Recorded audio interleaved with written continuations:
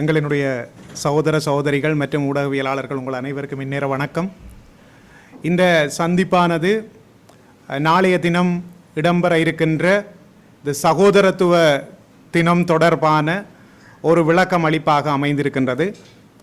அந்த வகையில் ඔබේ ප්‍රඥාව අවදි කරන්න අම්රිතා தேசிய ரீதியிலே மேற்கொள்ளப்படுகின்ற இந்த சகோதரத்துவ தினமானது இம்முறை யாழ்ப்பாணத்தை நோக்கியதாக மேற்கொள்ளப்பட இருக்கின்றது. இந்த தினமானது முற்று முழுதாக சோசலிச இளைஞர் யூனியன் என்று சொல்லப்படுகின்ற ஒரு கட்டமைப்பினால் மேற்கொள்ளப்பட்டு கொண்டிருக்கின்றது. இவர்கள் தேசிய மக்கள் சக்தியினுடைய ஒருங்கிணைந்த ஒரு கட்டமைப்புக்குள் இருக்கின்ற ஒரு அமைப்பாக இருக்கின்றோம்.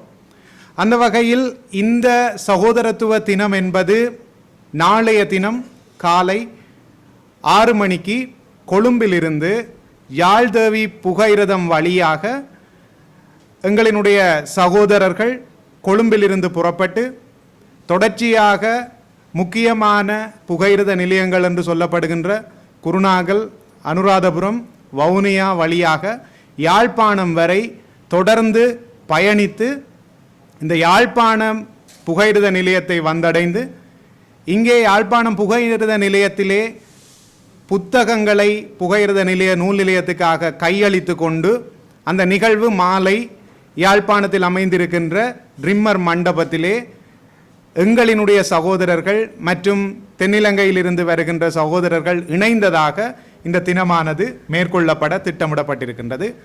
அதனுடைய தொடர்ச்சியாக நாளை மறுதினம் காலை அனலை தீவில் இருக்கின்ற ஒரு ஆரம்ப பாடசாலை ஒன்றில் அந்த மாணவர்களுக்கான சில உதவி திட்டங்கள் நட்புறவு அடிப்படையில் மேற்கொள்ளப்பட இருக்கின்ற அதே நேரம் அனலை தீவிலே தென்னங்கன்றுகள் நாட்டப்பட்டு இந்த 2025ஆம் ஆண்டினுடைய இந்த சகோதரத்துவ தினமானது விமர்சையாக அனுஷ்டிக்கப்பட இருக்கின்றது.